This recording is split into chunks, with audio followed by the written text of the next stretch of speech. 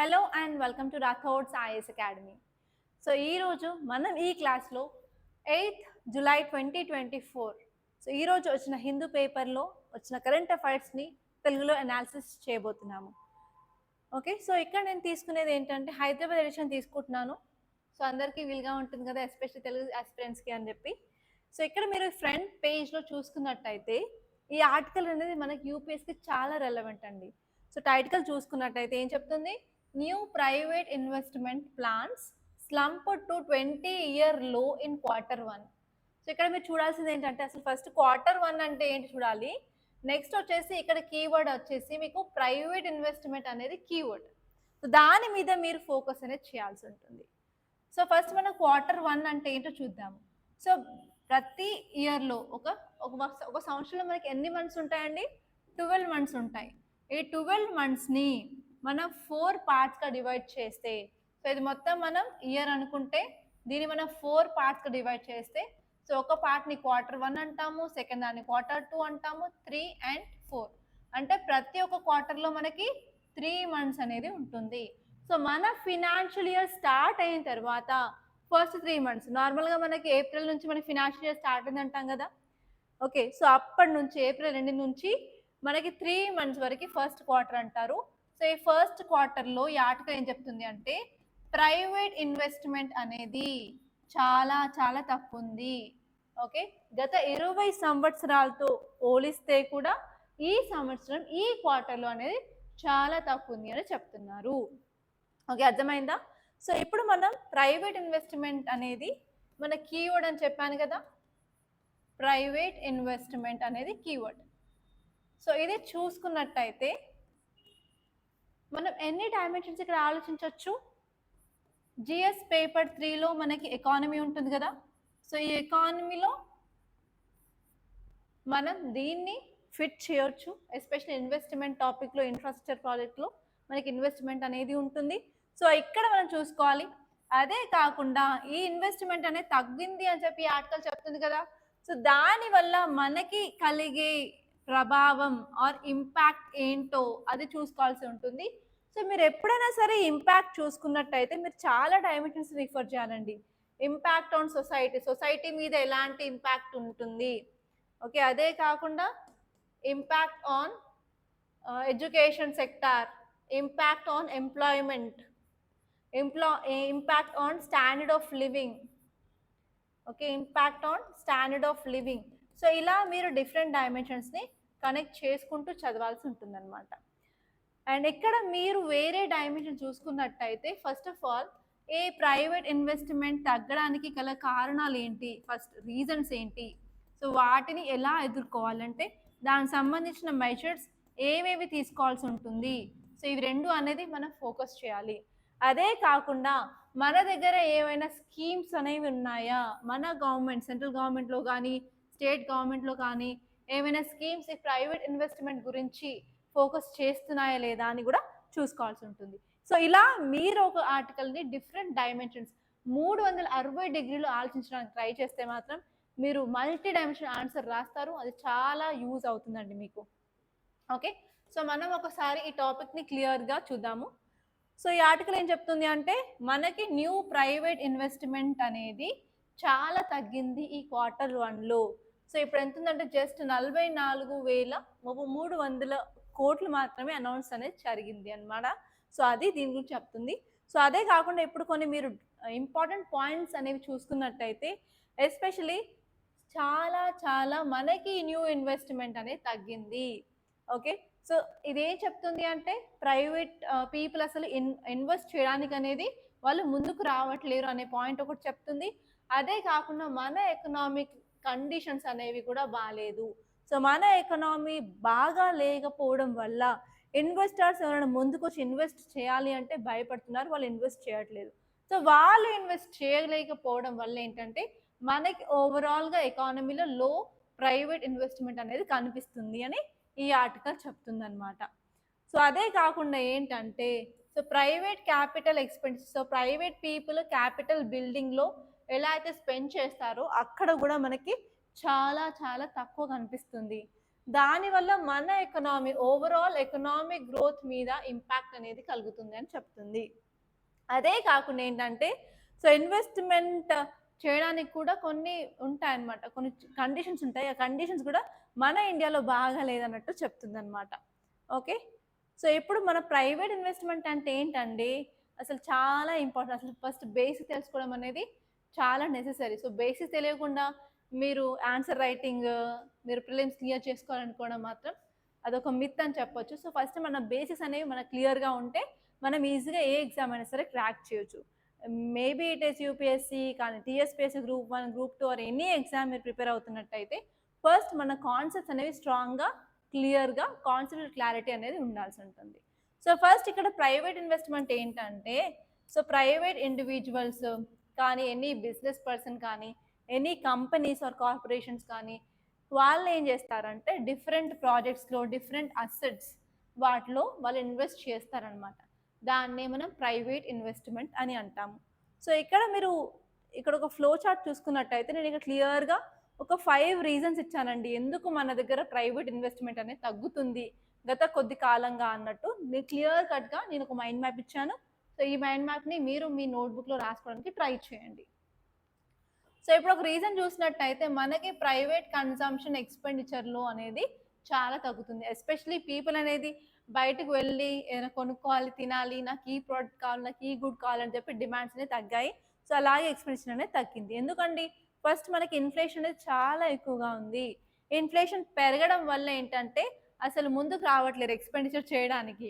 So ఎంతమంది ఒక Apple 10 రూపాయలు ఉంటే ఓకే అని కొనుక్కునే వాళ్ళం. ఇప్పుడు అదే యాపిల్ 25 రూపీస్ 30 రూపీస్ ఉంటే అంత పెట్టి కొనుక్కొని తినాలా అని అనుకుంటాం. ఈవెన్ నేను కూడా అదే, ఈవెన్ నా పిల్లల కోసం కూడా నేను యాపిల్ తీసుకోలేదు, 25 రూపీస్ 30 రూపీస్ చెప్పారు అని. సో అలా ఏంటంటే మనము మన కన్సంప్షన్ మన కోసం ఎక్స్పెండిచర్ ఏమైతే చేయాలనుకుంటున్నామో అక్కడ ఎక్స్పెండిచర్ అనేది తగ్గుతుంది అని చెప్తున్నారు అనమాట. So especially households goods and services కొనడంలో తగ్గించారు. ఎందుకంటే ఇప్పుడు COVID-19 వల్ల చాలా మంది జాబ్స్ అనేది లాస్ అయ్యారు. అంతేకాకుండా ఏంటంటే ఇంతకుముందు వచ్చే శాలరీ కంటే చాలా మందికి ఇప్పుడు తక్కువ శాలరీ వస్తుంది. సో లో డిస్పోజబుల్ ఇన్కమ్ అనేది కూడా ఒక ఇంపార్టెంట్ రీజన్ అనమాట. ఎందుకంటే కన్సంప్షన్ ఎక్స్పెండిచర్ తగ్గడానికి. నెక్స్ట్ వచ్చేసి పాలసీ అన్సర్టనిటీస్. అంటే ఏంటంటే మన ఇండియాలో ఏంటంటే రీసెంట్గా జిఎస్టీ తీసుకొచ్చారు 2017వ సంవత్సరంలో. అదే కాకుండా డిమానిటైజేషన్ చేశారు. డిమానిటైజేషన్లో 1000 రూపాయల నోట్లు, 500 రూపాయల నోట్లు, 2000 రూపాయల నోట్లు అన్నీ మనకి డిమానిటైజేషన్ అయిపోయాయి కదా. సో అందుకని ఏంటంటే ఈ డిమానిటైజేషన్, ఈ జిఎస్టీ వల్ల కూడా మన దగ్గర ఇన్వెస్ట్మెంట్ చేయడానికి చాలా మంది భయపడుతున్నారు.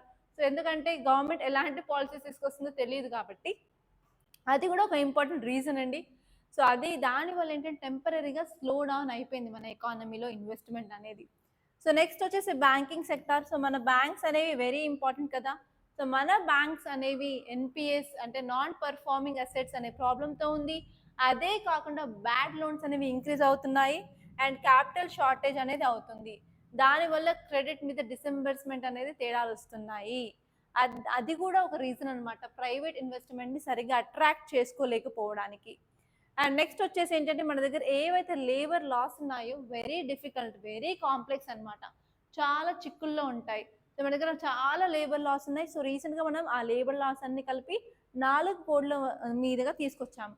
అయినా అంత సింప్లిఫై చేసినా కూడా ఈవెన్ కాంప్లెక్సిటీస్, ఆ ప్రాబ్లమ్స్ అనేవి అలాగే ఉన్నాయి. సో అందుకని ఏంటంటే ఇప్పుడు మనం ఏదైనా బిజినెస్ పెట్టాలి, ఒక కంపెనీ పెట్టాలి, ఫ్యాక్టరీ పెట్టాలి అంటే లేబర్ లేకుండా అయితే పెట్టలేం కదా. Labour one of the factors of production. మనకి 4 ఫ్యాక్టర్స్ ఆఫ్ ప్రొడక్షన్ ఉంటాయండి. ఒకటి లేబర్, ఇంకోటి క్యాపిటల్, ఎంటర్ప్రీనర్ కదా. సో అందులో ఒకటి లేబర్ కాబట్టి సో లేబర్ లేకుండా మనం ఏం పని చేయలేము. సో లేబర్కి మన దగ్గర లాస్ కాంప్లెక్స్గా ఉంటే మాత్రం ఇక్కడ ఇన్వెస్టర్స్ వచ్చి ఇన్వెస్ట్ చేయడం చాలా కష్టంగా ఉంటుంది అని చెప్తున్నారు. సో నెక్స్ట్ వచ్చేసి ఏంటంటే బ్యూరోక్రటిక్ హర్డిల్స్. సో మన అడ్మినిస్ట్రేషన్లో ఏంటంటే రెడ్ టేపిజం ఉంటుంది, నెపోటిజం ఉంటుంది. సో దానివల్ల ఏంటంటే ప్రాజెక్ట్కి ప్రాపర్గా అప్రూవల్స్ రావు, లైసెన్సులు దేవడానికి కూడా చాలా టైం పడుతుంది, క్లియరెన్సెస్కి కూడా చాలా ప్రాబ్లం అవుతుంది, చాలా టైం పడుతుంది. సో దానివల్ల కూడా ప్రైవేట్ పీపుల్ ఎవరు ముందుకు రావట్లేరు ఇన్వెస్ట్మెంట్ చేయడానికి. సో ఈ 5 ఇంపార్టెంట్ థింగ్స్ మీరు ఫోకస్ చేయాలండి. సో అదే కాకుండా ఏంటంటే నేను ఇక్కడ ఇంకొక ఫ్లో చార్ట్ ఇచ్చాను. ఇదేం చెప్తుందంటే మనం ఎలాంటి మెజర్స్ తీసుకోవాలని చెప్తుంది. సో ఇక్కడ నేను 6 మెజర్స్ ఇచ్చానండి. సో మీకు ఒకవేళ క్వశ్చన్స్ మెయిన్స్లో ఇలా వచ్చినట్టయితే ప్రైవేట్ ఇన్వెస్ట్మెంట్ తగ్గుతుంది, దానికి గల కారణాలు ఏంటి, వాటిని ఎలా అరికట్టాలి అని క్వశ్చన్ వస్తే మీరు 2 ఫ్లో చార్ట్స్లు వేస్తే సరిపోతుంది మీ ఎగ్జామ్లో. మీరు యూపీఎస్సీ ప్రిపేర్ అయినా, గ్రూప్స్కి ప్రిపేర్ అవుతున్నా, టీఎస్పీఎస్సీ అయినా సరే, ఏపీపీఎస్సీ అయినా సరే, సో ఇలా మీరు ప్రెజెంటేషన్ చేయడం వల్ల మంచి మార్క్స్ అయితే కంపల్సరీ తెచ్చుకోగలరు. అండ్ ఇంకొకటి ఏంటంటే, మీరు టీఎస్పీఎస్సీ గ్రూప్ 1 రిజల్ట్ నిన్న వచ్చింది కదా, సో ఎంతమంది క్వాలిఫై అయ్యారు మీలో ఒకసారి కామెంట్ బాక్స్లో చెప్పండి కంపల్సరీ. సో క్వాలిఫై అయినట్టయితే సో మీరు మాత్రం మెయిన్స్ ఆన్సర్ రైటింగ్ మీద ఫోకస్ చేయాలి, ఎస్ఏ మీద ఫోకస్ చేయాలి. మన రాథోడ్స్ ఐఏఎస్ అకాడమీలో మేము అనుకుంటున్నాము, ఇంకా ఫైనల్గా డెసిషన్ అయితే అవ్వలేదు, ఏంటంటే ఎస్ఏ కోర్స్ లాంచ్ చేయాలి అని. ఎందుకంటే ఎస్ఏ చెప్పడానికి అసలు ఎవ్వరికి ధైర్యం లేదండి హైదరాబాద్ మార్కెట్లో.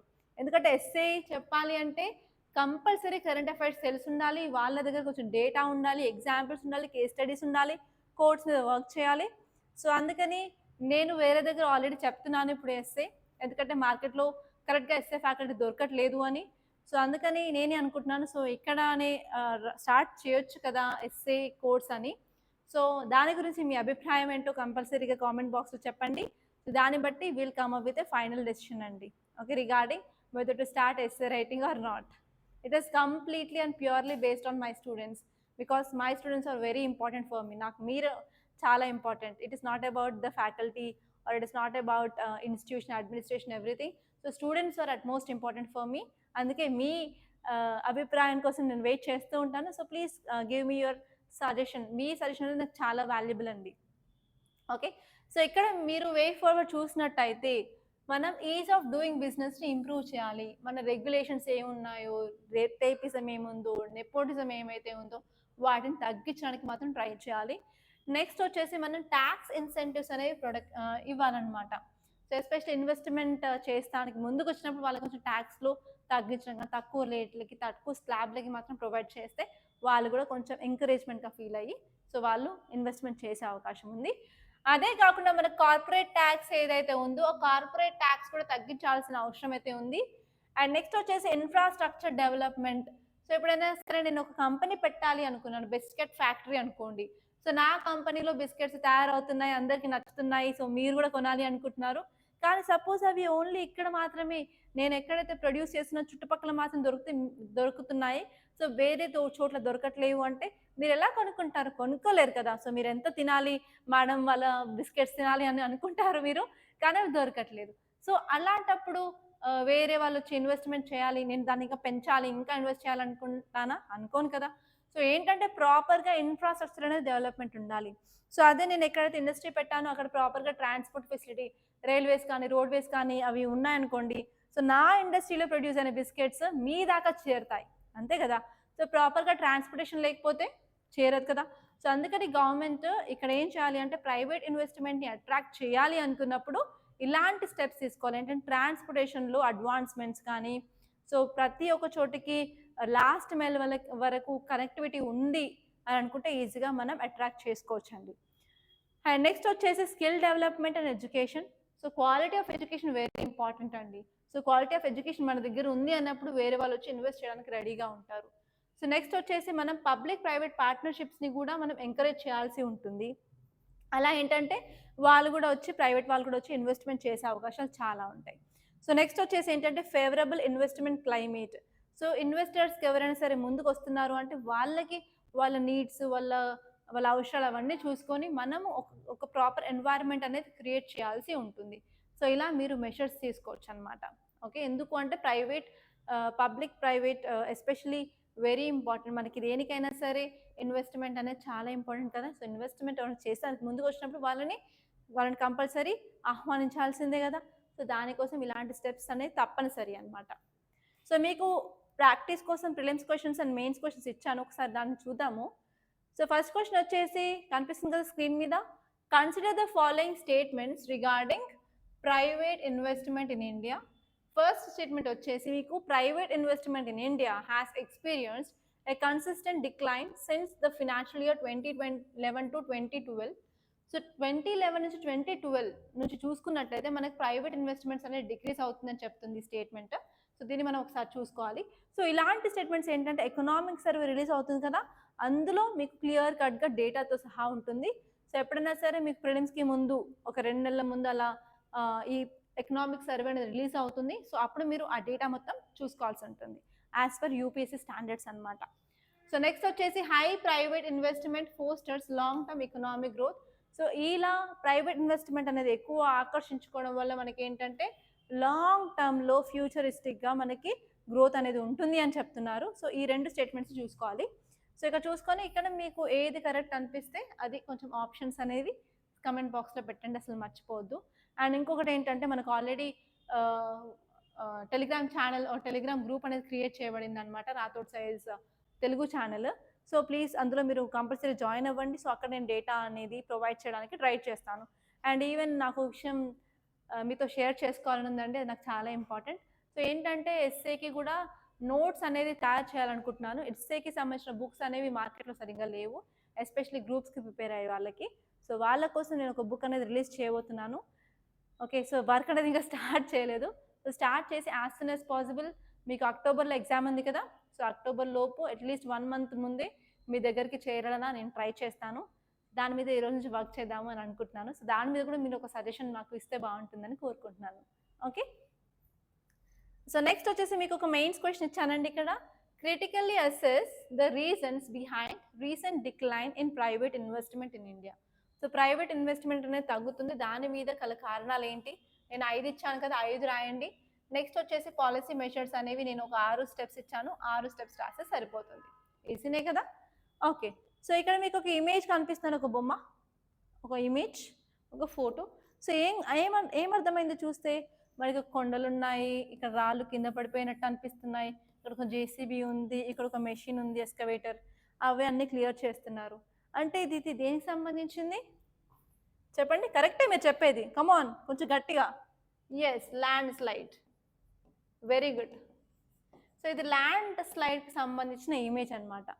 సో ఇది చాలా ఇంపార్టెంట్, మన సిలబస్లో ఆల్రెడీ క్లియర్గా రాసిందండి. సో మనం ఇక్కడ చూడాల్సింది ఏంటండి? Landslides. So landslides ఎక్కడ ఫిట్ చేయొచ్చండి మన సిలబస్లో? అవును, very good. So GS paper 1 జియోగ్రఫీలో ఫిట్ చేయొచ్చు. GS paper 1 geography. అండ్ ఈ జియోగ్రఫీలో కూడా మన 2 టైప్స్ ఉన్నాయి కదండి, ఏంటవి? వెరీ గుడ్, వరల్డ్ జియోగ్రఫీ, మనకి ఇండియన్ జియోగ్రఫీ ఉంది. వరల్డ్ జియోగ్రఫీలో మనకి ఈ టాపిక్ ఉంటుంది కదా, మాస్ మూవ్మెంట్స్. ఈ మాస్ మూవ్మెంట్స్ అనే టాపిక్లో దీన్ని మనం కరెక్ట్గా ఫిట్ చేయొచ్చు, ఎందుకంటే one of the example of mass movements ఏంటంటే ల్యాండ్ స్లైడ్స్. సో మన సిలబస్లో ఫిట్ చేస్తాం కదా, ఇప్పుడు చూడాల్సిన డైమెన్షన్స్ ఏంటో చెప్తాను, ఒకసారి నోట్ చేసుకోండి. సో ల్యాండ్ స్లైడ్స్ అంటే ఏంటి? First of all, what is a landslide? Next వచ్చేసి కాజెస్ చూసుకోవాల్సి ఉంటుందండి. ఈ కాజెస్లో మనకి న్యాచురల్ కాజెస్ ఏంటి, next artificial or man made causes అంటాము. దీనికి ఇంకొక పేరు కూడా ఉంది, ఏంటంటే ఆంథ్రోపోజెనిక్. ఓకే, ఆంథ్రోపోజెనిక్ కాజెస్ ఏంటో చూసుకుంటాము. అదే కాకుండా ల్యాండ్ స్లైడ్ జరగడం వల్ల ప్రభావం ఏంటి, ఇంపాక్ట్స్ ఏంటి.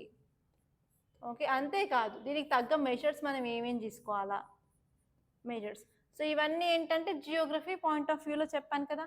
సో జియోగ్రఫీ ఒకటే కాదు, ఈవెన్ ఈ టాపిక్ అనేది మనకి డిజాస్టర్ మేనేజ్మెంట్ మీరు చదివే ఉంటారు జిఎస్ పేపర్ 3లో, అక్కడ కూడా మీకు ఇలాంటి కేస్ స్టడీస్ అనేవి వస్తూ ఉంటాయి.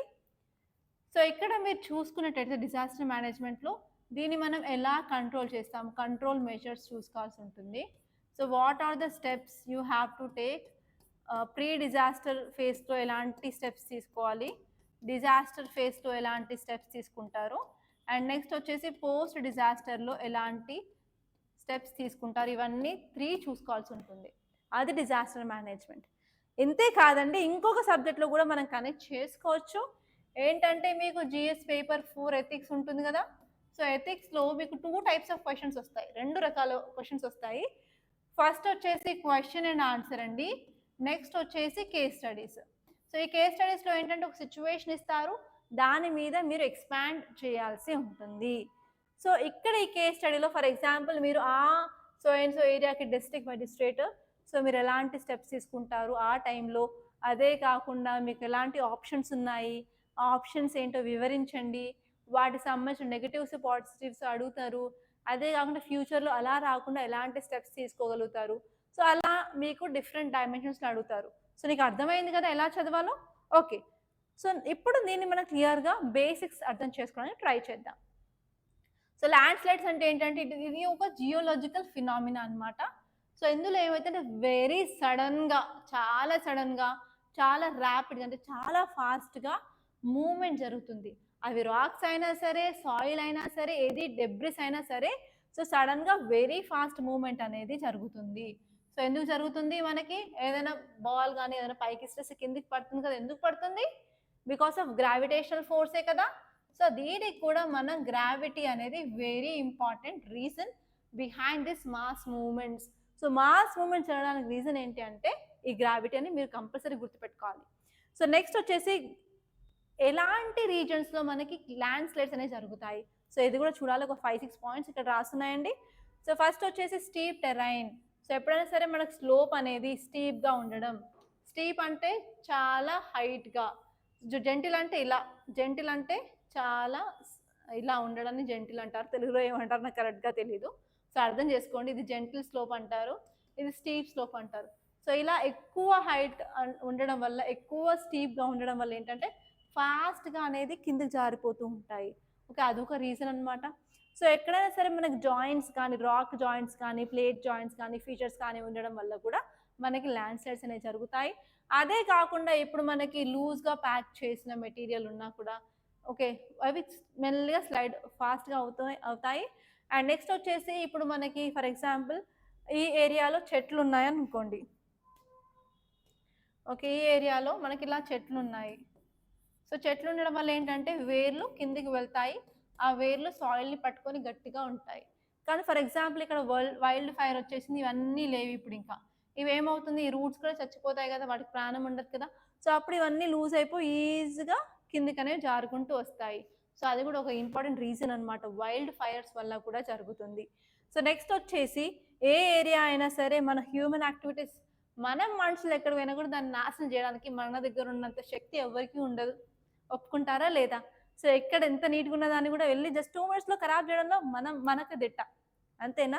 సో ఈవెన్ మా పిల్లలు కూడా ఎంత నీట్గా సర్దుతానో, జస్ట్ వస్తారు 5 minutesలో ఇద్దరు నడుస్తున్నారు ఇప్పుడే, అన్నీ పీకి పీకి పినాశం చేసి అన్ని కింద పడేస్తారు. సో అలాగే ఏంటంటే సో హ్యూమన్ యాక్టివిటీస్ వల్ల ఏంటంటే డీఫారెస్టేషన్ జరుగుతుంది, కన్స్ట్రక్షన్ జరుగుతుంది, మైనింగ్ చేస్తూ ఉంటారు, వాటి వల్ల కూడా ల్యాండ్ స్లైడ్స్ అనేవి జరుగుతూ ఉంటాయి. అండ్ నెక్స్ట్ వచ్చేసి రివర్ స్ట్రీమ్ వెళ్ళినప్పుడు, రివర్ అక్కడ మూవ్ అవుతున్నప్పుడు కూడా మనకి ల్యాండ్ స్లైడ్స్ జరిగే అవకాశం చాలా ఉంటుందన్నమాట. సో ఇవన్నీ ఉన్న ఏరియాస్లో కామన్గా మనం ల్యాండ్ స్లైడ్స్ అనేవి చూస్తాము. సో నెక్స్ట్ వచ్చేసి ఏంటంటే మీకు ఇక్కడ ఫ్లో చార్ట్ చూస్తున్నాను. సో ఇదేం చెప్తుంది అంటే కాజెస్, ల్యాండ్ స్లైడ్స్లో మీకు చెప్పాను కదా ఇంతకుముందు 2 రకాల కాజెస్ ఉంటాయి అని. సో మీకు కనిపిస్తుంది స్క్రీన్ మీద. ఓకే, సో ఫస్ట్ వచ్చేసి ఏంటంటే న్యాచురల్ కాజెస్, న్యాచురల్గా జరగడం. సెకండ్ వచ్చేసి ఏంటంటే మనిషి చేసిన యాక్టివిటీస్ వల్ల. సో న్యాచురల్గా అంటే హెవీ రెయిన్ఫాల్, చాలా రెయిన్ఫాల్ వచ్చింది, దానివల్ల ఏంటంటే ల్యాండ్ స్లైడ్ జరుగుతూ ఉంటాయి, ఎస్పెషల్లీ హిమాలయాలు, ఇది కామన్. నెక్స్ట్ వచ్చేసి ఎరోషన్.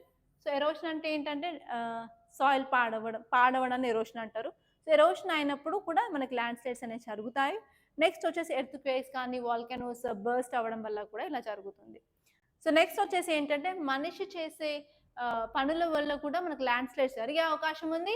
అందులో ఫస్ట్ వచ్చేసి డీఫారెస్టేషన్ అంటే అడవులు నరకడం వల్ల. నెక్స్ట్ వచ్చేసి వల్నరబుల్ ఏరియాస్ ఉంటాయి, చాలా వల్నరబుల్ ఏరియాస్లో మనం ఎన్క్రోచ్మెంట్ చేయడం కానీ, ఆక్యుపై చేయడం కానీ, అలాంటి చేయడం వల్ల కూడా మనకు ల్యాండ్ స్లైడ్స్ పెరుగుతాయి. అదే కాకుండా అన్కంట్రోల్డ్ ఎస్కవేషన్. సో ఎస్కవేషన్ అనేది అన్కంట్రోల్ అయినప్పుడు కూడా ఉంటుంది. అదే కాకుండా క్లైమేట్ చేంజ్ అనేది కూడా ఇంపార్టెంట్ రీజన్. సో ఇవన్నీ natural causes and anthropogenic causes అని చెప్పొచ్చు. సో నెక్స్ట్ వచ్చేసి నేను ఇక్కడ ఒక మ్యాప్ చూపిస్తున్నానండి. ఈ మ్యాప్లో ఏంటంటే మన ఇండియాలో ఎక్కడెక్కడ ల్యాండ్ స్లైడ్స్ ఎక్కువగా జరుగుతాయి, సో ఏ ఏరియాస్ చాలా వల్నరబుల్గా ఉన్నాయి ల్యాండ్ స్లైడ్స్కి అని. సో మీరు ఆన్సర్ రాసినట్టయితే కంపల్సరీ ఇలాంటి మ్యాప్స్ని మీరు కంపల్సరీ రాయాల్సిందే ఓకే ఎగ్జామ్లో. సో అలా చేస్తేనే మీకు ప్రెజెంటేషన్ స్కిల్స్ ఉన్నట్టు అండ్ మీకు మంచి మార్క్స్ అయితే కంపల్సరీ వస్తాయండి ఏ ఎగ్జామ్ అయినా సరే. సో అందుకే రిస్క్ తీసుకొని కూడా ఇలాంటి మ్యాప్స్ని ఇంక్లూడ్ చేస్తున్నాను. సో ఇక్కడ మీరు హిమాలయాస్ ఉంటాయి కదండి, Himalayan reason is highly prone. So especially ఈ రీజన్లో అండ్ నార్త్ ఈస్టర్న్ రీజన్లో అండ్ ఇక్కడ వెస్టర్న్ ఘాట్స్లో కూడా మనకి ల్యాండ్ స్లైడ్స్ అనేవి జరుగుతూ ఉంటాయి. ఎస్పెషల్లీ మీరు కేరళ గురించి రాయొచ్చు. కేరళలో మడ్ స్లైడ్స్ అనేవి విపరీతంగా జరుగుతాయండి. ఓకే, దానివల్ల చాలామంది కూడా ప్రాణాలు కోల్పోతూ ఉంటారు. సో మీరు ఒకసారి పేపర్లోకి వెళ్ళినట్టయితే సో అది చెప్పాను. అండ్ ఇక్కడ ఒక ఇమేజ్ చూడొచ్చండి మీరు. ఈ ఇమేజ్ ఏంటి అంటే ఎస్పెషల్లీ చాలా మంది ఉన్నారు. ఇక్కడ ఒక జలపాతం కనిపిస్తుంది కదా. సో ఇలాంటి జలపాతాలు న్యూస్లో వచ్చినప్పుడు దాని మీద మీకు క్వశ్చన్ వచ్చే ఛాన్సెస్ చాలా ఎక్కువగా ఉంటాయి. సో రీసెంట్గా మీకు లోనావాలా వాటర్ ఫాల్స్ ఐడియా ఉందా అండి? సో లోనావాలాలో నార్మల్గా సందర్శించడానికి ఇట్లాగే వెళ్ళిన ఒక ఫ్యామిలీ మొత్తం చనిపోయారండి సడన్గా వాటర్ రైజ్ అవ్వడం వల్ల. సో అందుకని చెప్తున్నాను, మీరు అలాంటి ప్రదేశాలకి వెళ్ళినట్టయితే కొంచెం దూరంగా ఉండి వాచ్ చేయండి. కానీ దగ్గరికి ఆ వాటర్లోకి వెళ్తాను, స్విమ్మింగ్ చేస్తానని మాత్రం వెళ్ళొద్దు. చాలా చాలా హానికరం అండి. ఓకే, కొని తెచ్చుకున్నట్టు ఉంటుంది. సో అలాంటి ప్లేసెస్కి వెళ్ళకపోవడం కూడా మంచిది. ఎందుకంటే మనకి క్లైమేట్ చేంజ్ అవ్వడం వల్ల ఎప్పుడు వర్షం వస్తుందో తెలియట్లేదు, ఆ వర్షం వస్తే తక్కువ వస్తుందో తెలియట్లేదు, ఎక్కువ వస్తుందో తెలియట్లేదు. సో అలాంటప్పుడు ఇలాంటి వాటర్ ఫాల్స్కి వెళ్ళినప్పుడు కనీసం దూరం నుంచి సందర్శించడానికి ట్రై చేయండి, కానీ లోపలికి మాత్రం వెళ్ళొద్దు అస్సలు. సో ఇక్కడ ఇది ఏం చెప్తుంది అంటే గోకక్ ఫాల్స్ అనేవి ఎక్కడ ఉందంటే బల్గావి డిస్ట్రిక్ట్ కర్ణాటకలో ఉందండి. సో మీరు ఇక్కడ చూడాల్సిన క్వశ్చన్ ఏంటంటే ఈ గోకక్ ఫాల్స్ అనేది ఎగ్జాక్ట్లీ ఎక్కడుంది అండ్ ఏ రివర్ వల్ల అది కలుగుతుంది, సో అవి చూసుకోవాలన్నమాట. ఓకే, దాని మీద క్వశ్చన్స్ వచ్చే ఛాన్సెస్ ఎక్కువ ఉంటాయి. అండ్ ఇక్కడ ఇంకో క్వశ్చన్ ఏంటంటే TGPSC announces results for group 1 preliminary test. So ఎంతమంది సెలెక్ట్ అయ్యారు అంటే మొత్తం 31,382 మందిని సెలెక్ట్ చేస్తారండి. అది కూడా 1:50 రేషియోలో. సో మీరు ట్రై చేయండి, మీరు కంపల్సరీ ట్రై చేస్తే ఈజీగా క్లియర్ చేసే ఛాన్సెస్ చాలా ఉంటాయి ఎగ్జామ్. సో దానికి మీకు రైట్ గైడెన్స్ అనేది కావాలి అండ్ ఎస్పెషలీ ఒక మెంటార్ అనేది కావాలి. సో మీకు ఏ టాపిక్ ఇంపార్టెంట్, ఎందుకంటే ఆల్రెడీ టైం తక్కువ ఉంది కాబట్టి మీరు రివిజన్ చేసుకోవడానికి సరిపోతుంది. సో మీకు ఒక సపోర్ట్ చేసే వాళ్ళు కావాలి, డేటా ఇవ్వడానికి, కొంచెం వాల్యూ ఎడిషన్స్ ఇవ్వడానికి. So try to choose a right mentor. And నేను ఇక్కడ అవైలబుల్గా ఉన్నాను అశోక్ నగర్లో. సో మీరు డైరెక్ట్గా Rathod IAS Academy pillar number 36 Ashok నగర్లో రావచ్చు. సో నేను ఇక్కడ 3rd ఫ్లోర్లో ఉంటాను. సో మీరు డైరెక్ట్గా నన్ను కలవచ్చు. సో మెంటార్షిప్ కావాలంటే ఐఎమ్ ప్రొవైడింగ్ మెంటార్షిప్. సో దానికైతే కంపల్సరీ నేను ప్రొవైడ్ చేస్తాను. సో మీరు వచ్చి నన్ను ఆఫీస్లో కలవండి. ఓకే, సో ఇప్పుడు మీరు హైదరాబాద్ పే చేసుకున్నట్టయితే మనకు బోనాలు స్టార్ట్ అవుతున్నాయండి. అదొకటి ఆర్టికల్ ఉంది. సో బోనాల మీద కూడా మీకు క్వశ్చన్ వచ్చే ఛాన్స్ ఉంది, ఎందుకంటే అది మన తెలంగాణ కల్చర్ కాబట్టి. ఓకే, అండ్ ఆల్రెడీ కల్చర్ కూడా మీకు పేపర్ 6 ఉంది కదా, దాన్ని కూడా మనం కనెక్ట్ చేసుకోవాలండి. సో అది కాకుండా మీరు ఇక్కడ ఒక ఆర్టికల్ చూస్తున్నట్టయితే uneven spread of monsoon rains hits kharif crops in half of rural Telangana. So ఈ ఆర్టికల్ని మీరు డైరెక్ట్గా మీరు ఎస్సే రాస్తున్నట్టయితే అగ్రికల్చర్ రిలేటెడ్ కానీ సొసైటీ రిలేటెడ్ కానీ ఎస్సే రాస్తున్నట్టయితే ఈ ఆర్టికల్ని మీరు చాలా బాగా యూజ్ చేసుకోవచ్చండి. ఎలా అంటే ఈ మాన్సూన్ రెయిన్స్ అనేవి సమానంగా ప్రతి చోట వర్షాన్ని కురిపించట్లేదు. కొన్ని చోట్ల ఎక్కువ కురిపిస్తుంది, కొన్ని చోట్ల తక్కువ కురిపిస్తుంది. దీనికి రీజన్ ఏంటంటే క్లైమేట్ చేంజ్. అండ్ ఈ ఆర్టికల్ చూసుకున్నట్టయితే మీకు కొంచెం డేటా ఉంటుందండి. ఇక్కడ ఏంటంటే 75 mandals with deficient rainfalls, especially 20 నుంచి 59% కూడా రెయిన్ఫాల్ అనేది అక్కడ లేదు. సో కొన్నిట్లో ఇంకా తక్కువ ఉంది అని చెప్తున్నారు. సో ఈ డేటాను ఒకసారి మీరు చూసి కొంచెం ఒక 3-4 లైన్స్ అనేది రాసుకోవడానికి ట్రై చేయండి. సో మీకు చాలా యూజ్ అవుతుందండి ఇది, ఎస్పెషల్లీ గ్రూప్ 1 మెయిన్స్ రాసే వాళ్ళకి. అండ్ ఇంకొంచెం మీరు ముందుకు వెళ్తే ఇక్కడ పోలవరం ప్రాజెక్ట్ అని ఉంది, గోదావరి ఫ్లడ్స్ అని ఉంది. సో ఇదేంటంటే కొంచెం రిలేటెడే, ఎస్పెషల్లీ ఏబిపిఎస్సి టీఎస్పిఎస్సి రాసే వాళ్ళకి. సో ఈ ఆర్టికల్ కూడా మనకి ఇంపార్టెంట్ అంటే ఒకసారి చూడండి దీన్ని. అదే కాకుండా ఇప్పుడు మీరు ఎడిటోరియల్ పేజ్కి వెళ్తే సో ఇక్కడ మనకు 2 ఆర్టికల్స్ చాలా ఇంపార్టెంట్గా కనిపిస్తున్నాయి. సో ఫస్ట్ ఆర్టికల్ వచ్చేసి ఎ లా అరౌండ్ లో కార్బన్ క్లైమేట్ రెసిలియంట్ డెవలప్మెంట్. అంటే మనం డెవలప్మెంట్ చేయాలి అనుకుంటున్నాము, డెవలప్మెంట్ చేయడం వల్ల ఏంటంటే మనం గ్రీన్ హౌస్ గ్యాసెస్ రిలీజ్ చేస్తున్నాము, దాంతోపాటు కార్బన్ డైఆక్సైడ్ ఎమిషన్స్ కూడా ఎక్కువ అవుతున్నాయి. అందుకని ఏంటంటే ఎన్వైర్న్మెంట్ మీద ఇంపాక్ట్ ఉంది. సో ఇక్కడ మనం ఏం చెప్తున్నాము అంటే కార్బన్ రిలీజ్కి తగ్గించాలి, ఒకవేళ రిలీజ్ చేస్తే కూడా దాన్ని అబ్జార్బ్ చేయగలిగే టెక్నాలజీ మీద ఫోకస్ చేయాలి అని చెప్తున్నారు. సో అసలు ఇదంతా మనకి ఎందుకండి, ఇప్పుడు లో కార్బన్ క్లైమేట్ రెసిలియంట్, ఎంత కార్బన్ రిలీజ్ చేస్తే ఏంటి, ఎలా తగ్గించాలని మనం ఎందుకు ఆలోచించాలి అంటే రీసెంట్గా సుప్రీంకోర్టు అనేది ఒక జడ్జ్మెంట్ ఇచ్చిందండి. ఏంటది అంటే right against climate change against కూడా ఒక ఫండమెంటల్ రైట్ అనేది ఉంది, అది మన ఆర్టికల్ 21లో వస్తుంది అని చెప్పింది అనమాట. అంటే ఎప్పుడైనా సరే మీకు సుప్రీంకోర్టు జడ్జ్మెంట్స్ చూసుకుంటే ఆ జడ్జ్మెంట్లో ఏంటంటే ఆర్టికల్ 21 ఎక్స్పాండ్ చేస్తూ వెళ్తూనే ఉంటుంది. సో అందులో ఒక ఎగ్జాంపుల్ ఏంటంటే రీసెంట్గా సుప్రీంకోర్టు ఇచ్చిన జడ్జ్మెంట్లో అది ఏం చెప్పిందంటే అది right against adverse impact of climate change అనేది మన ఫండమెంటల్ రైట్లో వస్తుంది అని చెప్పింది. అది ఏ కేసులో చెప్పింది? M K Ranjit Singh versus Union of India. So మీరు అది రాసినప్పుడు కంపల్సరీ ఆ సుప్రీంకోర్టు జడ్జ్మెంట్ అనేది ఇంక్లూడ్ చేయాల్సి ఉంటుంది. యూపీఎస్సీకి అయినా సరే, గ్రూప్స్కి అయినా సరే దాని మీద ఫోకస్ చేయండి. అది ఆర్టికల్ 21, ఆర్టికల్ 19, ఆర్టికల్ 14 కింద వస్తుంది అని చెప్పింది అనమాట. సో అందుకని సుప్రీంకోర్టు ఆ డెసిషన్ ఇచ్చింది కాబట్టి ఇప్పుడు మన లా మేకర్స్ అనేది ఒక లా దాని గురించి తీసుకురావాల్సిన అవసరం ఉంది అని చెప్పి ఈ ఆర్టికల్ చెప్తుంది. సో దాన్ని మనం కొంచెం క్లియర్గా చూద్దామా? ఓకే, సో నేను దాని గురించి చెప్తానమాట. సో కీ పాయింట్స్ ఏం చెప్తుంది అంటే సుప్రీంకోర్టు రీసెంట్గా చెప్పిన జడ్జ్మెంట్లో ఏంటంటే రైట్ అగేన్స్ట్ క్లైమేట్ చేంజ్ అనేది కూడా మన ఫండమెంటల్ రైటే. సో అందుకని ఏంటంటే గవర్నమెంట్ ఇప్పుడు కొన్ని లాస్ తీసుకురావాలి, కొన్ని పాలసీస్ తీసుకురావాలి, కొన్ని చేంజెస్ అనేది తీసుకురావాల్సిన అవసరం ఉంది అని చెప్తుంది. సో క్లైమేట్ లెజిస్లేషన్ దేని మీద ఫోకస్ చేయాలి మనం? ఎస్పెషలీ తక్కువ కార్బన్ రిలీజ్ అయ్యేలాగా, రిలీజ్ అయిన కార్బన్ని అబ్జర్వ్ చేసుకునేలాగా, సోషల్ జస్టిస్ మీద అండ్ ఈక్విటీ మీద మనం చూసుకోవాల్సిన అవసరం ఉంది అని చెప్తున్నారు. అదే కాకుండా ఏంటంటే మనకి ఏవైతే ఛాలెంజెస్ ఉన్నాయో క్లైమేట్ చేంజ్ రిస్క్లు కానీ, క్లైమేట్ చేంజ్ ఛాలెంజెస్ కానీ వాటి కూడా సో ఆ ప్రాబ్లమ్స్ మీద కూడా మనం సొల్యూషన్స్ అనేది తీసుకురావాలి అని చెప్తున్నారు ఈ ఆర్టికల్. సో నేషనల్ లెవెల్లో, మన ఇంటర్నేషనల్ లెవెల్లో, రూరల్ లెవెల్లో, స్టేట్ లెవెల్లో కూడా మనం లో కార్బన్ డెవలప్మెంట్ కమిషన్ని ఫోకస్ చేయాలి. సో వాళ్ళు కొన్ని గైడెన్స్ ఇవ్వాలన్నమాట. లో కార్బన్ గ్రోత్ని ఎలా తీసుకురావాలి, లో కార్బన్ రెసిలియన్స్ మనం ఎలా తీసుకురావాలి, సో మన నేషనల్ లెవెల్లో ఎలాంటి ప్లాన్స్ తీసుకురావాలి, స్టేట్ లెవెల్ ఎలాంటి ప్లాన్స్ అండ్ లోకల్ లెవెల్లో ఎలాంటి ప్లాన్స్, ఎలా మనం ఎఫెక్టివ్ క్లైమేట్ యాక్షన్ తీసుకురావాలి, సో మనం ప్రతి ఒక్కరితో ఎలా కోఆర్డినేషన్ ఉండాలి అని చెప్పి చెప్తుంది అనమాట. ఓకే, సో దాంతో పాటు ఏంటంటే మనం క్లైమేట్ క్యాబినెట్ అనేది తీసుకురావాలి అనేది అవసరం ఉందని చెప్తుంది. సో క్యాబినెట్ అంటే మనకి ఇంపార్టెంట్ మినిస్ట్రీ వాళ్ళు ఉంటారు కదా సెంట్రల్ లెవెల్లో, గవర్నమెంట్ లెవెల్లో. సో అలాగే ఏంటంటే మనకు క్యాబినెట్ ఓన్లీ క్లైమేట్ గురించి చేయాలి.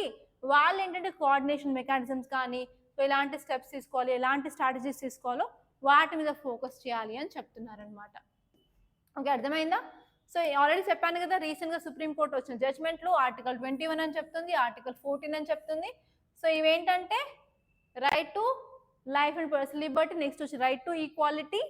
సో దీనికి సంబంధించింది అనమాట రైట్ అగేన్స్ట్ క్లైమేట్ చేంజ్ అనేది అని సుప్రీంకోర్టు క్లియర్ కట్గా చెప్పేసింది. సో ఇప్పుడు మీరు కాన్స్టిట్యూషన్ ప్రొవిజన్స్ మనకి ఎలాంటి ఆర్టికల్స్ దేని గురించి చెప్తున్నాయో చూసుకున్నట్టయితే ఆర్టికల్ 48A ఏం చెప్తుంది అంటే ఎన్వైరన్మెంట్ ప్రొటెక్షన్ గురించి చెప్తుంది. Article 51AG wild life conservation గురించి చెప్తుంది. ఓకే, అండ్ నెక్స్ట్ వచ్చేసి ఆర్టికల్ 21 దేని గురించి చెప్తుంది? Right to life and personal Liberty గురించి చెప్తుంది.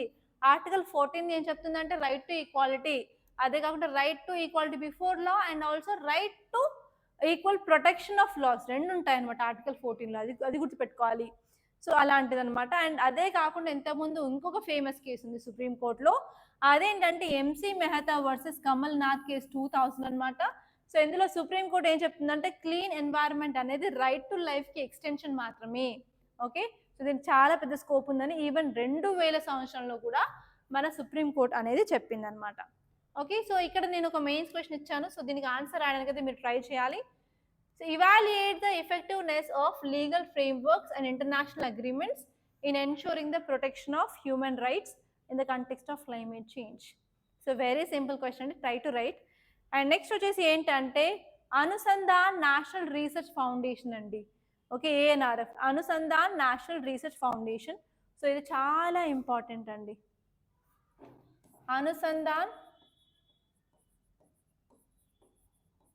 National Research foundation, Anusandhan national Research foundation. So దీన్ని ఎక్కడ ఫిట్ చేయొచ్చండి? యాక్చువల్లీ ఇది ఏం చెప్తుంది అంటే రీసెర్చ్, ఇది దేని గురించి మాట్లాడుతుంది అంటే రీసెర్చ్ అండ్ డెవలప్మెంట్ గురించి మాట్లాడుతుంది. సో నార్మల్గా మీరు ఒక యూనివర్సిటీలో జాయిన్ అవుతారు, లేకపోతే ఈ గ్రాడ్యుయేషన్ కోసం డిఫరెంట్ కాలేజెస్లో మంచి కాలేజెస్ జాయిన్ అవుతారు. సో ఆ కాలేజ్ ఏం చెప్తారు అంటే మన రీసెర్చ్ అండ్ డెవలప్మెంట్ మీద ఫోకస్ చేద్దామంటారు, కానీ ఏంటంటే వాళ్ళు ఫైనల్గా ఏం చెప్పరు, ఏం చేయరు. సో మీకు స్కిల్స్ కూడా రావు అండ్ అవుట్డేటెడ్ టెక్నాలజీ యూజ్ చేస్తారు. సో ఇదన్నమాట మన ఇండియన్ ఎడ్యుకేషన్లో ఉన్న ప్రాబ్లం, రీసెర్చ్ అండ్ డెవలప్మెంట్ మీద ఫోకస్ చేయకపోవడం. సో అందుకే మనం ఏంటంటే అనుసంధాన్ నేషనల్ రీసెర్చ్ ఫౌండేషన్ తీసుకొచ్చాము. దానికి ఏంటంటే Anusandhan research national research act అనేది తీసుకొచ్చాము 2023లో.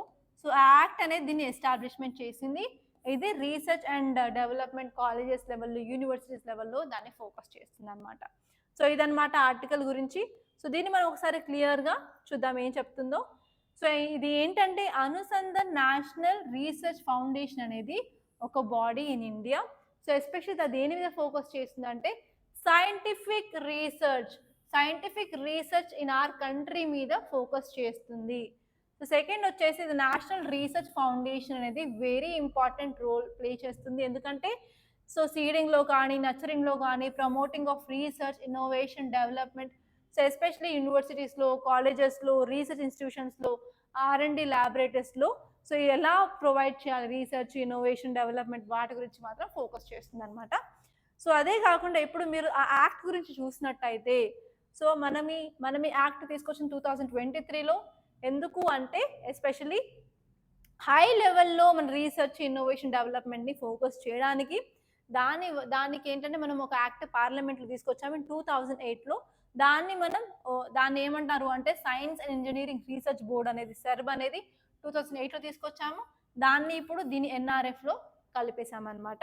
సో దీని ఒక ఇంపార్టెంట్ థింగ్ ఏంటంటే మనం ఎంటర్ప్రినర్షిప్లో, నాలెడ్జ్ గెయిన్ చేయడంలో, రీసెర్చ్ అండ్ డెవలప్మెంట్లో ఫోకస్ చేయడానికి. సో కానీ మనం ఇక్కడ నేషనల్ రీసెర్చ్ ఫండ్ ఇప్పుడు తీసుకోవడానికి అవసరం ఏంటి, అసలు ఏం అవసరం ఉండని తీసుకొచ్చాము అంటే ఇక్కడ 4 పాయింట్స్ ఇచ్చానండి. ఫస్ట్ వచ్చేసి ఆల్రెడీ మన రీసెర్చ్ అండ్ డెవలప్మెంట్లో చాలా తక్కువ మనం స్పెండింగ్ చేస్తున్నాము.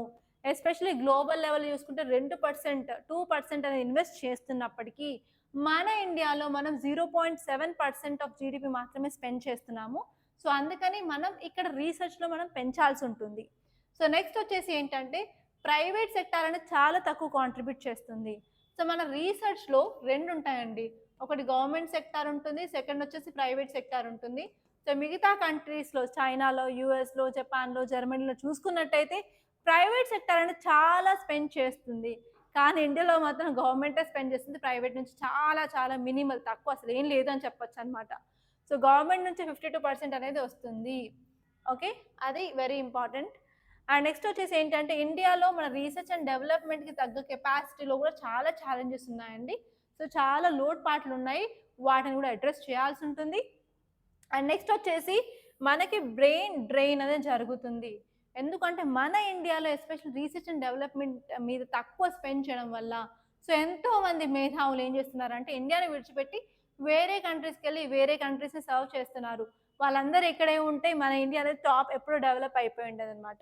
సో ఇప్పుడు యూఎస్లో చూసుకున్నా కూడా, యూరోప్లో అయినా సరే, వేరే కంట్రీస్ ఎక్కడ చూసుకున్నా కూడా సో చాలా చాలా మంచి పొజిషన్స్లో ఇండియన్స్ ఉన్నారండి. సో ఇండియన్స్ వాళ్ళ యొక్క బ్రెయిన్ పవర్ వల్లే వాళ్ళు పెద్ద పెద్ద కంట్రీస్, డెవలప్డ్ కంట్రీస్ అయిపోతున్నారు. సో వాళ్ళని స్టాప్ చేసి ఈవెన్ మన ఇండియాలో మనం రీసెర్చ్ అండ్ డెవలప్మెంట్ చేసినట్టయితే so we will be in the top position అండి, ఫర్ షూర్. ఓకే, సో అందుకని ఏంటంటే మనం కూడా రీసెర్చ్లో మనం కూడా ఇంక్రీజ్ చేయాలి మన స్పెండింగ్ అని. సో ఇక్కడ ఈ ఆర్టికల్ ఏం చెప్తుంది అంటే ఈ ANRFలో కూడా మనకు కొన్ని ఛాలెంజెస్ కనిపిస్తున్నాయి. ఏంటంటే మనకి ప్రాపర్గా ఇండస్ట్రీ రీప్రజెంటేషన్, ఇండస్ట్రీ పార్ట్నర్షిప్స్ అనేవి లేవండి ఈవెన్. సో ఎప్పుడైనా సరే మనం రీసెర్చ్ అండ్ డెవలప్మెంట్ మీద ఫోకస్ చేస్తున్నాము, అప్పటికి కూడా చాలా తక్కువ ఫండింగ్ అనేది చూస్తున్నాము. ఓకే, అందుకని మనకి ఇన్వెస్ట్మెంట్ అనేది చాలా అవసరం రీసెర్చ్ అండ్ డెవలప్మెంట్లో. అండ్ నెక్స్ట్ వచ్చేసి ఏంటంటే సో డిఫరెంట్ కమిటీ మెంబర్స్ ఉన్నా కూడా వాళ్ళకి ప్రాక్టికల్ ఎక్స్పీరియన్స్ అనేది లేకపోవడం వల్ల కూడా ఇవి ఫెయిల్యూర్ అవుతున్నాయి అని ఈ ఆర్టికల్ అనేది చెప్తుంది అనమాట. సో దాంతోపాటు ఏంటంటే మనం ఏవైతే బ్యూరోక్రటిక్ హర్డల్స్ ఉన్నాయో వాటిని తీయడం వల్ల ఏంటంటే ఎన్హాన్స్మెంట్ ఆఫ్ ఎఫిషియన్సీ చేయొచ్చు అని చెప్తున్నారు. అదే కాకుండా మనం డిఫరెంట్ స్టేక్ హోల్డర్స్ ఎవరైతే ఇన్వాల్వ్ అయ్యారో వాళ్ళందరినీ కనెక్ట్ చేసుకోవడానికి ఇది ఒక మంచి ప్లాట్ఫామ్ అని చెప్తున్నారు. సో ఈ విధంగా చేయడం వల్ల ఏంటంటే మనం ఇన్నోవేషన్ని, రీసెర్చ్ని ప్రమోట్ చేసిన వాళ్ళం అవుతాము అని చెప్తున్నారు అనమాట. అంతే. సో నెక్స్ట్ ఆర్టికల్ వచ్చేసి old tradition and new ties. So ఏంటంటే మనం ఈ ఆర్టికల్లో చూడాల్సింది ఎస్పెషల్లీ ఇండియా రష్యా రిలేషన్స్ అన్నమాట. ఏ టాపిక్ గురించి ఇది important? India Russia relations. So ఎక్కడ ఫిక్స్ చేయొచ్చండి ఈ ఆర్టికల్ని మనం? ఇంటర్నేషనల్ రిలేషన్స్, మన జిఎస్ పేపర్ 2లో ఇది ఒక పార్టే కదా ఇండియా రష్యా రిలేషన్స్. సో అక్కడ మనం ఫిక్స్ చేయొచ్చు. సో ఇక్కడ ఎస్పెషల్గా మనం చూసుకోవాల్సిన డైమెన్షన్స్ ఏంటి? ఫస్ట్ వచ్చేసి ఏరియా ఆఫ్ కోఆపరేషన్, ఎక్కడెక్కడ ఇండియాకి అండ్ రష్యాకి కోఆపరేషన్ ఉంది. ఫస్ట్ వచ్చేసి areas of cooperation. And next వచ్చేసి ఇప్పుడు మనకి అండ్ రష్యాకి ఉన్న ఛాలెంజెస్ ఏంటి? సో ఈ ఆర్టికల్ ఎందుకు న్యూస్లో ఉంది అంటే రీసెంట్గా మన షాంఘై కోఆపరేషన్ ఆర్గనైజేషన్ గురించి చెప్పుకున్నాం కదా. సో అక్కడ ఏంటంటే మన ఇండియా కూడా పార్టిసిపేట్ చేస్తుంది. సో ఇండియా అండ్ రష్యాకి మీట్ అయితే ఉంది. సో ఇక్కడ మన ఇండియన్ ప్రైమ్ మినిస్టర్ వ్లాదిమిర్ పుతిన్ని కలుస్తున్నారు. సో ఈ ఆర్టికల్ ఏం చెప్తుంది అంటే మనం రష్యా ఉక్రెయిన్ వార్ని ఆపగలగాలి అని చెప్పి ఆర్టికల్ చెప్తుంది. ఎందుకంటే ఇండియా రష్యాతో సన్నిహితంగానే ఉంటుంది కాబట్టి ఇండియా కొంచెం ఈ వార్ని ఆపగలగడానికి ట్రై చేయాలి అని చెప్పి ఆర్టికల్ చెప్తుంది. కానీ ఇక్కడ మనం ఏం చూస్తాము అంటే ఛాలెంజెస్ ఏమేమి ఉన్నాయి మనకి రష్యాకి, అది చూసుకోవాల్సిన విషయం అనమాట. ఓకే, సో ఈ ఆర్టికల్ చూసుకున్నట్టయితే కీ పాయింట్స్ ఏం చెప్తుంది అంటే మోదీకి పుతిన్కి సమ్మిట్ ఉంది. ఈ సమ్మిట్లో మనం ఏంటంటే ఎస్పెషలీ బైలాటరల్ రిలేషన్స్ మీద ఫోకస్ చేస్తాము అని అంటున్నారు. సో ఈవెన్ మీరు నిన్న క్లాస్ చూసినట్టయితే ఒక 5 ఏరియాస్లో మనం అగ్రిమెంట్స్, మెమరాండమ్ ఆఫ్ అండర్స్టాండింగ్ మేము చేసుకుంటామని చెప్తారు కదా. సో అలా ఏంటంటే ఇండియా అనేది పార్ట్నర్షిప్కి చాలా వాల్యూ ఇస్తుంది. ఎస్పెషల్లీ ఏంటంటే రష్యా అనేది చైనాకి దగ్గర అవడం వల్ల కూడా మనకు ఒక ఛాలెంజ్ అనమాట. సో ఇక్కడ ఈ మీట్లో ఏంటంటే మనం ట్రేడ్ గురించి, ఎనర్జీ గురించి, డిఫెన్స్ గురించి అనేది మనం డిస్కస్ చేయబోతున్న టాపిక్స్ అనమాట. ఎస్పెషల్గా మనం పేమెంట్స్ ఎలా చేయాలి. సో ఎప్పుడైనా సరే ట్రేడ్ జరుగుతుంది అనుకోండి, ఇంపోర్ట్స్ కానీ ఎక్స్పోర్ట్స్ కానీ, సో మనీ అనేది ఇవ్వాలి కదా. వాళ్ళు ఊరికే పుణ్యానికి పుక్కడికైతే మనకి వస్తువులు ఇవ్వరు కదా. సో మనం వాళ్ళకి పేమెంట్ చేయాలి కదా. సో పేమెంట్ చేసే ఒక సిస్టమ్ పేరు ఏంటంటే స్విఫ్ట్ పేమెంట్ సిస్టమ్ అనేది ఉందన్నమాట. నేను స్విఫ్ట్ కార్ గురించి చెప్పట్లేదు, ఒక payment, international payment system. So ఈ సిస్టమ్ యూజ్ చేసుకొని మనం పేమెంట్ చేసేవాళ్ళం. కానీ ఏమైంది అంటే గత కొన్ని సంవత్సరాలుగా సో రష్యా ఉక్రెయిన్ వార్ జరగడం వల్ల రష్యాని ఇందులో నుంచి బైకాట్ చేశారనమాట. సో అందుకని మనం ఇంకొక ఆల్టర్నేట్ పేమెంట్ సిస్టమ్ని చూసుకోవాల్సి ఉంటుందని చెప్పి ఈ ఆర్టికల్లో చెప్తున్నారు అంతే. సో మనం ఏంటంటే ఈ ఉక్రెయిన్ వార్ని ఎందుకు ఆపగలగాలి, ఎందుకు ట్రై చేయాలి అంటే ఈ ఉక్రెయిన్ వార్ వల్ల ఏంటంటే సెక్యూరిటీకి ప్రాబ్లంగానే ఉంది, ఫుడ్కి ప్రాబ్లమే, ఫ్యూయల్కి ప్రాబ్లమే, ఫర్టిలైజర్కి ప్రాబ్లమే. సో అందుకని ఏంటంటే మనం తొందరగా రిజల్యూషన్ తీసుకురావడం వల్ల ప్రతి ఒక్క ఎకానమీ అనేది దీని మీద డిపెండ్ అయి ఉంటుంది కదా. సో ఈ గ్లోబలైజేషన్ వచ్చిన తర్వాత ఏంటంటే ఒక కంట్రీలో ఏం జరిగినా కూడా మిగతా కంట్రీలో దాని ప్రభావం అయితే కనిపిస్తుంది. సో అందుకని మనం ప్రాపర్గా స్టెప్స్ అనేది తీసుకోవాలి అని చెప్పి ఆర్టికల్ చెప్తుంది అనమాట. సో నెక్స్ట్ వచ్చేసరికి ఏంటంటే on expansion powers in parliament. ఈ వర్డ్ అనేది మీకు చాలా కొత్తది. సో చాలా మంది విని అయితే ఉండరు ఈ వర్డ్ని. సో ఇక్కడ రాస్తాను ఏంటంటే ఎక్స్పాన్షన్. సో ఎక్స్పాన్షన్ అంటే ఏంటంటే ఎంతమందికి పాలిటిక్స్ అంటే ఇంట్రెస్ట్ అండి మీలో? సో ఈవెన్ నాకు ఇంట్రెస్టే. సో వీళ్ళు ఎంతమందికి ఇంట్రెస్ట్ పాలిటిక్స్ అంటే, పొలిటికల్ డిబేట్స్, ఏ పార్టీ వాళ్ళు ఏ పార్టీని తిడుతూ ఉంటారు అని.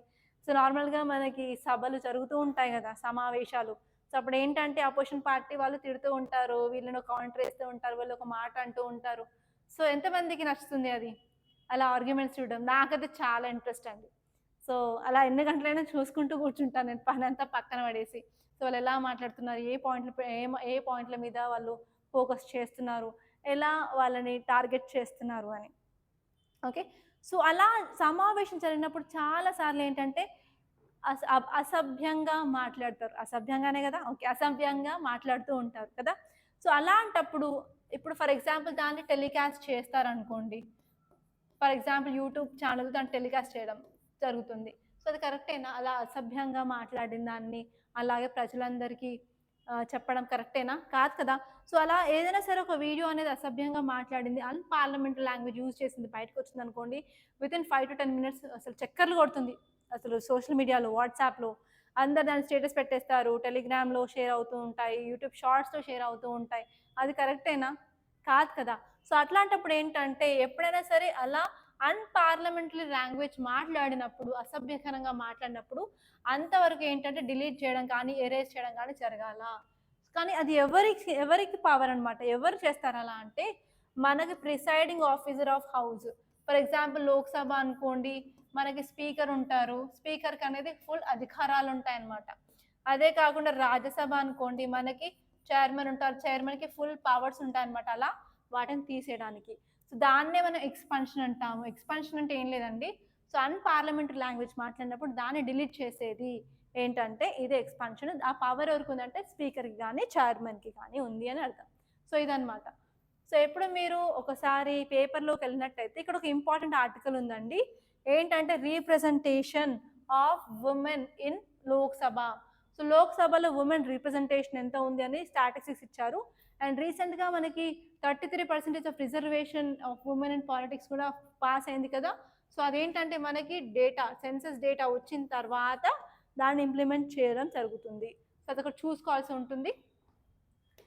అండ్ మీరు ఇంకా ముందుకెళ్ళినట్టయితే న్యూస్ పేజ్‌లో సో, ఈ ఆర్టికల్ ఉందండి. ఏంటంటే red flags raised over run away silver imports from UAE to gift city. So, మనం నార్మల్‌గా ఎస్పెషల్లీ సౌత్ ఇండియాలో బంగారం అంటే ఆడవాళ్ళకి పిచ్చి. ఎంతమందికుంది? సో, నాకు ఒకప్పుడు ఉండేది. కానీ పెళ్ళైన తర్వాత దాన్ని మార్చుకున్నాను నేను. మార్చుకోవాల్సొచ్చిందండి.